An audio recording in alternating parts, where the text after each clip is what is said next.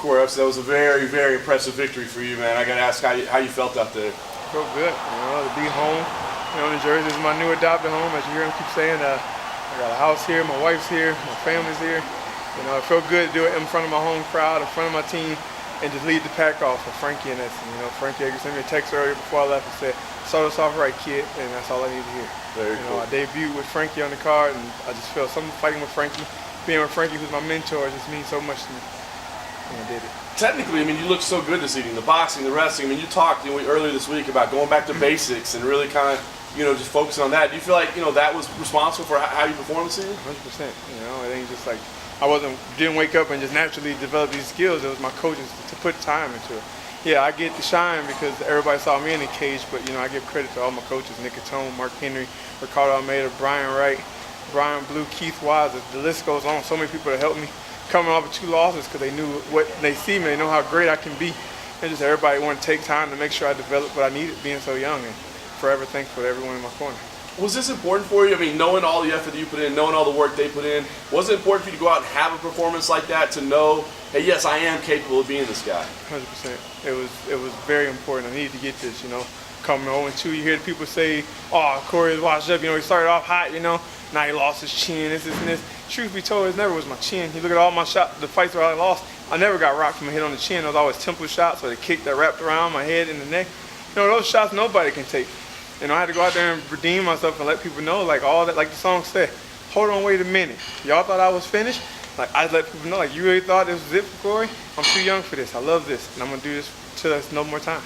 Pat has always been durable, man. He showed toughness again. Was he tougher than you expected? Because you had him hurt. Yeah, like I told my coaches, it was impressive how tough he was. I hit him with 2 flying knees, the uppercut from the get-go. He was dropped on the cage, and I seen his eyes wasn't in it. And I'm hitting him with mean hooks and uppercuts, and he would ride. I think, he's going down, and he'd come right back. And it was like, his eyes was never fully recovered, but he just would not go out, and that's tough as shit.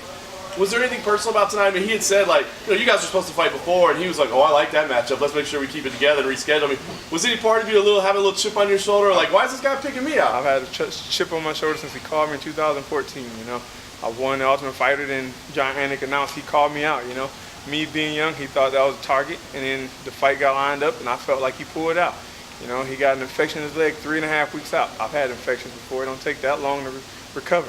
He could have rested and came back. So then I also felt like he was responsible for my loss of the last fight. So I need to give him that. He had to get this business.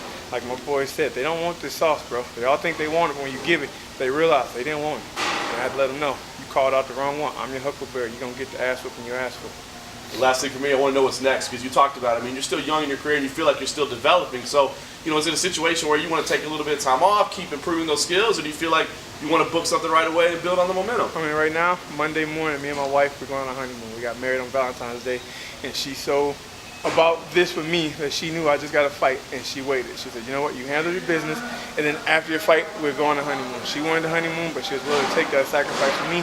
So now it's time for me to sacrifice some time for her. We're going to go to Spain, enjoy that. I got some hunting trips coming up with my father, things like that. When all that's done, I'm right back in the gym. Wherever they call me, I'm ready to go. Like I said on the mic, but on my way out the cage, I saw Misha Krushinov, whatever the fuck his name is, excuse my language, sitting there. He had that look on his eye like it'll be a good fight between me and you. I looked at him and pointed. If he wanted, we got it. So if Dana White and them say, "Yo, you and Misha, whenever it is, July 7th, whatever the date, you book it, you call me. I don't turn it down nothing." Well, you're a Jersey guy now. You feel kind of the extra buzz in the arena, especially because UFC hasn't been to this arena in a long, long time. Did you kind of feel it, a little extra kick from the crowd tonight? Oh, 100%. I seen the overtime shirts.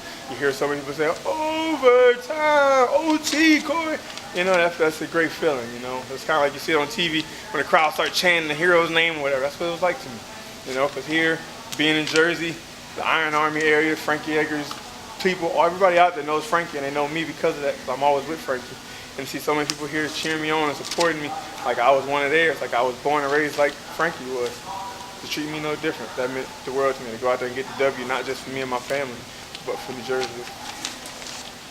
Corey, it looked like you were having some fun in there by the end. Did you enjoy that fight by the end of it? Of course, I enjoy every fight, even the ones I lose. It's fun, A lot of people don't get to feel this feeling that we feel. To step in that cage, to have the lights on you, to hear the crowd cheering from bouncing around. You can hear the wood bounce underneath you. In my head, sometimes I find a rhythm with that. time my footwork off that sound, kind of like making a beat in my head. I enjoy it, man, because our cage in the gym does the same thing. So if I get that same rhythm going, I know I'm on pace with what I want to do. And it's like I'm like beatboxing in my own head, just having fun, seeing the punches coming. All right, I've 1, 2, 3. Okay, now it's time. Boom, boom, boom, bop, bop, bop. You know, I'm having fun, I'm having a blast. I love this sport. I love the life I live. And I wouldn't trade it for the world. I think if anything was surprising, you didn't just beat him on the feet, you beat him in the wrestling as well, quite handily. What did you attribute that to? I mean, my wrestling coaches, Nick Catone, Stephen Bradley, David Clem, you know, the list goes on, Tim Fader, Ryan, or Russ Davey. Everybody that helped me with my wrestling from the time I was in 3rd grade, Marty Kaiser, to now, to Nick Catone. You know, those guys, they always told me, even when I was in college, like, bro, you can beat anybody. Your takedowns, I was a takedown man on my team, the heavyweight on the team, leading the team every year in takedowns. That's hard to come by. A kid that weighs 260, getting more takedowns than anybody. So I know doing it in the fight game is simple. You know, 'cause I don't have to get underneath you in your fight stance. I can just shoot through you. And everybody been saying, oh, Patrick Cummins, and everybody say he's the best wrestler. Oh, he's got the record for the takedown ratio, blah, blah, blah. That's because all he does is shoot. You know, I punch, I knee, I elbow, I do everything. So the point is to go out there and show, fuck Patrick Cummins. He ain't nothing but another opponent. I'm gonna go out there and show who the real best wrestler is. And I got it done. 6 takedowns, 6 shots, 6 takedowns. You can't argue with them stats. Thanks. Thanks, Corey. Thank you.